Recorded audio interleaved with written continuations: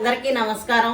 నేను ఇవాళ చాలా మందికి ఇష్టమైంది అదే నేను ఒక రెసిపీ చేయబోతున్నాను. అదే మసాలా దోశ. ఇంట్లో ఉన్న పదార్థాలతోనే చాలా సులువుగా ఎలా చేసుకోవాలో చూపిస్తాను. కావాల్సిన పదార్థాలు ఏంటో చూద్దాం.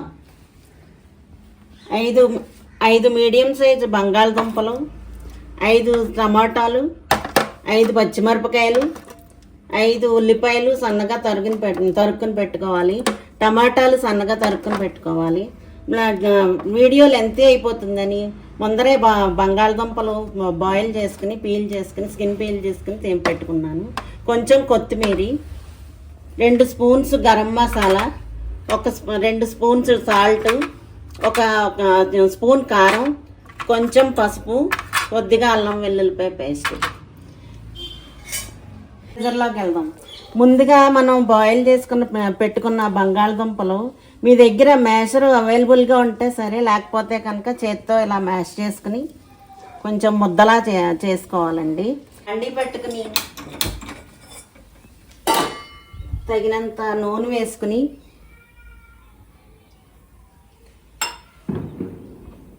ముందుగా సన్నగా తరిగి పెట్టుకున్న ఉల్లిపాయ ముక్కలు వేసి కొంచెం వేగాక అప్పుడు టమాటా ముక్కలు వేసి వేయించుకోవాలి.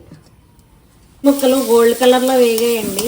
ఇప్పుడు సన్నగా తరుక్కున్న టమాటా ముక్కలు వేసి నీళ్ళు, ఇందులో వాటర్ ఉంటుంది కదండి టమాటాలోని, అవి పోయేదాకా వేసి ఇప్పుడు ఇందులో పచ్చిమిరపకాయ ముక్కలు కూడా వేసేసుకుందాము.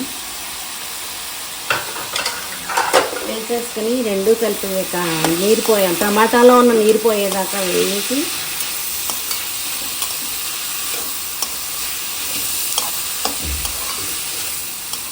కొంచెం గోల్డ్ కలర్లో వేగేదాకా వేయిద్దాం.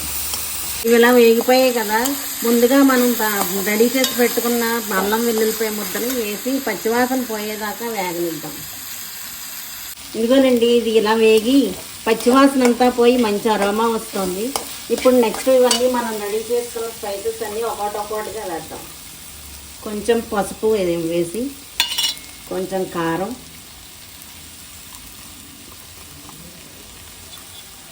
కొంచెం ఉప్పు, లాస్ట్లో వేయాలండి ఆ గరం మసాలా. ముందుగా వేస్తే చేదొస్తుంది, అందుకని లాస్ట్లో వేసి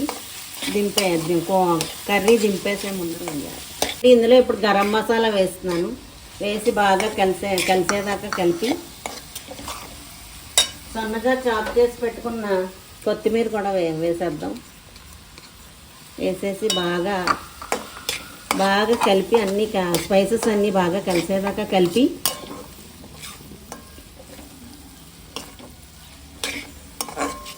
స్పైసెస్ అన్నీ బాగా కలిసాయి కదండి. ఇప్పుడు మనం ముందుగా రెడీ చేసి పెట్టుకున్న ఈ బంగాళదుంప ముద్దని ఇందులో వేసేసి బాగా మిక్స్ అయ్యేలాగా కలుపుకున్నామండి.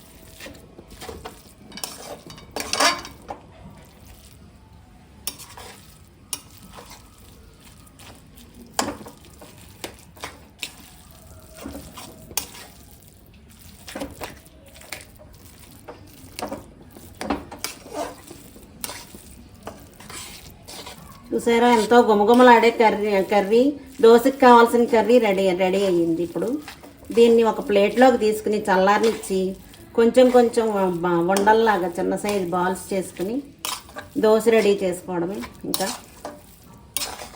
చాలా చల్లారిందండి.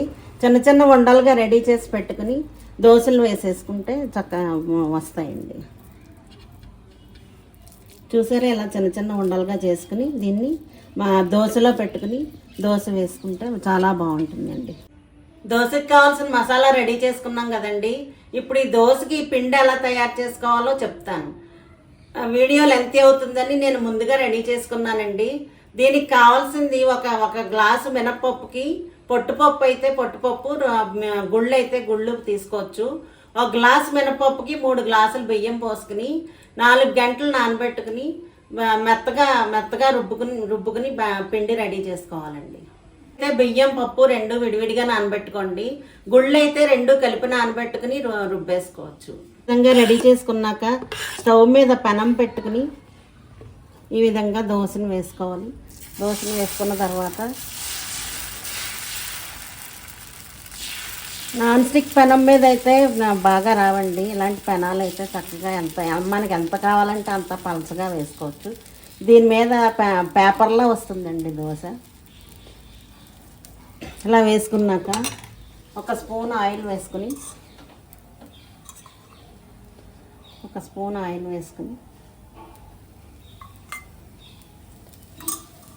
ముందుగా మనం రెడీ చేసి పెట్టుకున్నాం కదండి మసాలా, దాన్ని సెంటర్లో పెట్టి ఇదేనండి టిప్పు, మొత్తం స్ప్రెడ్ చేయకూడదండి. టమాటాలను ఉల్లిపాయలను తడంతా దోశకి పట్టేసి మెత్తగా అయిపోతాయండి, క్రిస్పీగా ఉండవు. అందుకని మధ్యలో మాత్రమే పెట్టాలి. దీన్ని పెట్టి కొంచెం రెడ్ కలర్లోకి తయారయ్యాక దోశ తీసుకోవాలండి. కొంతమంది కొలతల ప్రకారం చేసుకోకుండా 1కి 2 పోసి 2.5 పోసి అలా చేస్తారండి. అలాగైతే రావు, చిరిగిపోతాయి దోశలు. నేను చెప్పిన కొలతల్లో ఒక గ్లాసు పప్పుకి 3 గ్లాసులు బియ్యం పోసుకుని ఆ విధంగా పిండి కనుక తయారు చేసుకుంటే ఎంతటి వాళ్ళైనా చిన్నపిల్లలైనా ఈ దోశలు తయారు చేసుకోవచ్చండి. అసలు చెరగడం అనేదే ఉండదు. బాగా వస్తాయండి, క్రిస్పీగా వస్తాయి, చాలా క్రిస్పీగా ఉంటాయండి, చాలా బాగుంటాయి. దోశ చూడండి అలా పైకి లేచిపోతుందో లేయర్ లాగా.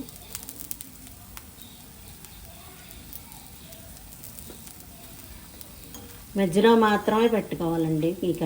ఈ మసాలా మొత్తం స్ప్రెడ్ చేసుకోకూడదు.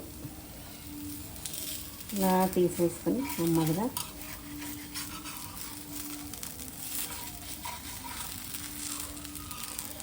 దోశ రెడీ అయిపోతుంది. ఇలా సెంటర్కి మడిచేసుకొని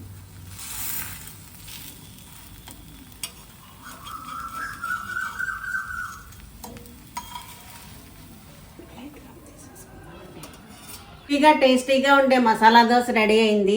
మీరందరూ కూడా తయారు చేసుకుని తిని ఎలా ఉందో నాకు కామెంట్ సెక్షన్లో తెలియజేయండి. నా ఛానల్ కనుక మీకు నచ్చితే లైక్ చేయండి, షేర్ చేయండి. నా ఛానల్ తప్పకుండా సబ్స్క్రైబ్ చేసుకోండి. Thank you very much.